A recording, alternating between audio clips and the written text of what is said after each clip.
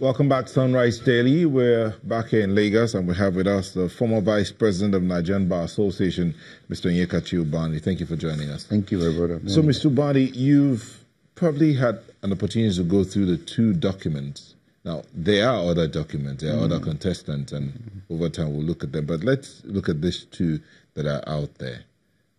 The next level, making Nigeria work again. What's your take? Well, I think the issue of election is a very critical issue for any nation because the consequences determine the destiny of the people and even the nation as a whole. And so all of us must not show our party to this document that have been released by these two leading presidential candidates.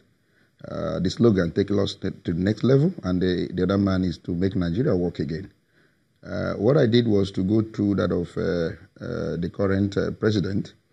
He read out all the accomplishments, all the things they have actually done presently, and then they promised that, look, we will do now this. I look at this issue of their history of infrastructural development, the road, so some of this key, infrastructure they have fixed according to them. And then the next thing now is to now create more jobs, for Nigeria and all that, So my instinct, drew me to this critical question. The level we are now, are we really stable? Have we really laid the correct foundation for you now to begin to talk about another level? So we need to interrogate those issues, that they are reeling out. And then the issue of making Nigeria work again. Was there any time Nigeria worked?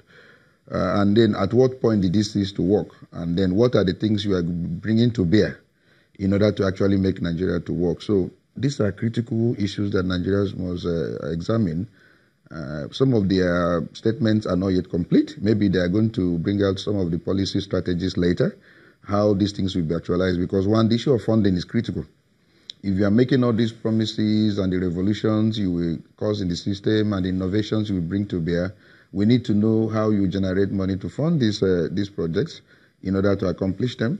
Also, we need to know what you are doing with the legislator, the lawmakers. Most of the things you will do have to do with constitutional amendment. If you don't have those people that agree with you on all these things you are promising, then you run into a problem when you come into governance. You discover that the legislators become a cog in the wheel. So you must tell us how have you sat down to agree that when you come in, all these policy statements we are making, that you are going to get their consent in order to accomplish them. So these are critical issues that Nigerians at this time must examine. And I think Nigerians are no longer ignorant of things like this. Okay. We're no longer going to be carried away by promises, that have no proper backings. Let's look at some of the things that are and then weigh against the promises that are being made. So far, this current administration says it's attracted more foreign direct investment, and then the tax base is wider now. That means more money is coming in through the taxes. The number of people paying taxes has also increased. But then flip to the other side.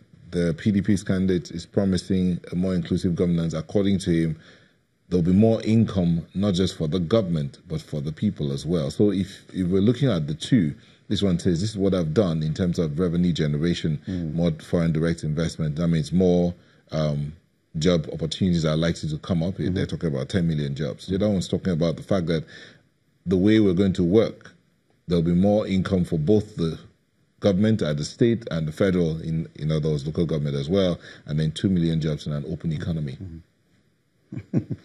Yes, the present government, tells you what they have done. It's also important that the people in the country feel these things, because to me, you can reel out these things you have accomplished. I think the best evidence is the people saying, look, these are the things you have claimed you've done. Okay, I am seeing it physically. If you say you've done this particular road, I want to pass through that road and see that actually it has been fixed. I agree that they have expanded the tax net. A lot of more people are paying taxes now, unlike before. And then there are some legislative enactment that has been chaired towards ensuring that people now pay tax. Now, those taxes that are coming, the revenue that is coming in and all that, is it impacting on the lives of an average Nigerian? So these are issues. Are we really having foreign investment in the real sense of the fact that we have more industries now? The investors are coming in and they're building industries and employing Nigerians. For now, the issue of unemployment is still a critical issue that any government that is coming in must address. Almost every home now is a victim of unemployed graduate or the other. I have two in my home that are yet to be employed. They are finished. They have good grades, but there are no jobs yet. Almost every home in this country is a victim. And so it's a critical issue that we really need to address. And all of them keep on talking about creating jobs. But nobody is telling us, how are you going to create these jobs? Atiku is talking about matching grant to the states in order for them to generate more revenue, internally generated revenue and all that. To me, that again is a mismatch. If you want a restructured economy, you want to devolve more powers to the states.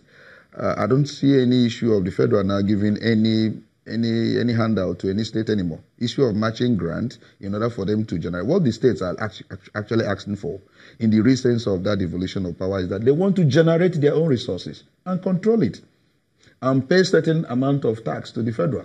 That is the kind of restructuring that if any person is speaking that we want to hear. Not question of you giving them a matching grant in order for them to internally now increase their internally generated revenue. That is not what the states are asking for. Allow us to control what comes out of our state and let us pay, because there was a time we practiced it and it worked. From 1960 to 1960s, go and look at our economy. Even that of the Eastern, even that of the Western economy. I mean, talking about the Eastern region and the Western region. Even with the Northern region, there was competition because they were controlling what they were producing and Nigeria was moving. And we were competing with all these nations that have overtaken us, like Malaysia, and other nations in Asian continent. So how is it that we now, from 1966 to date, we have operated a structure that has not allowed us to make any progress? And why are we remaining in that structure? For how many years? 66 to date. A structure that, you mentioned it is federal in nature, but there is nothing federal about it. Everything is unitary. And we have not advanced further. Our growth has been stalled. Our movement has been slowed down. But and then you want to continue with that structure. Yes. Whenever this conversation of restructuring comes up, since you're going this line, the idea always usually comes back to the issue of the processes. Now, what has been in the public space is a question of definition. When you say restructuring, what exactly are you restructuring? Correct. What kind of restructuring are you looking at? Let's define it before we even begin to look at the processes of carrying on with that restructuring. So how is it that we're not Let me define it. We say we're a Federal Republic of Nigeria, which means you're operating a federal system. And then we have looked at other nations that operate federalism. And the federal system is a universal... It's a universal concept. It's a universal concept. Just take America for instance. That is where we borrow even our constitution. Look at how the states operate. The way they are operating, is it the way we're operating? And then what is the level of progress they have made? We know of states that are even richer than some other states, in America, and they are doing so well. They have their own set of laws. They have their own even appellate courts, and where it stops.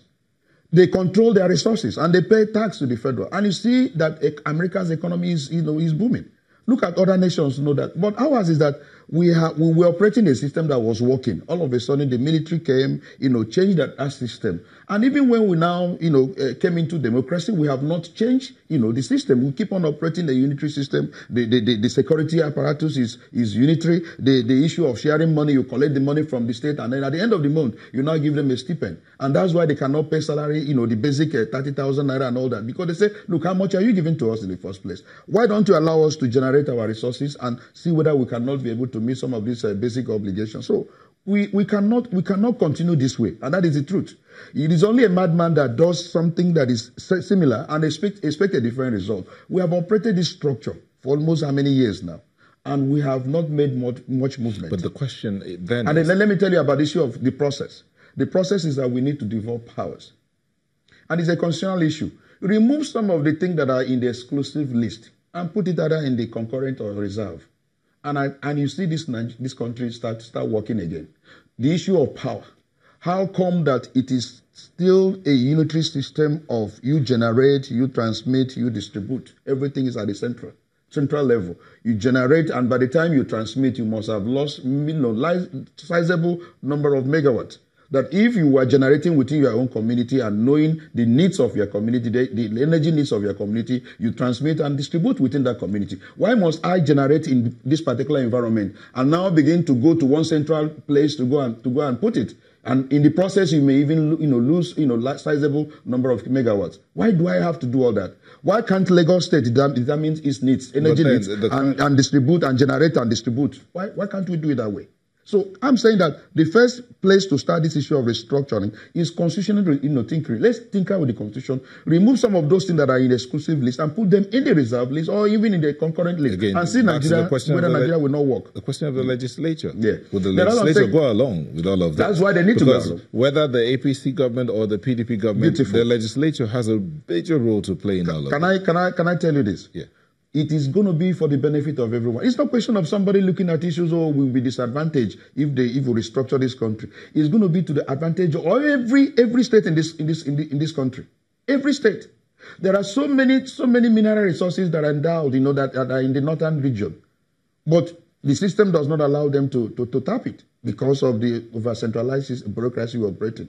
So it's a system that will work for everyone. So we need to get people educated. We need serious advocacy for people to really understand that this country is not working because of the structure. And when we get it right with structure, it is going to be to the advantage of everyone. The northern region, the eastern region, the western region, and the minorities.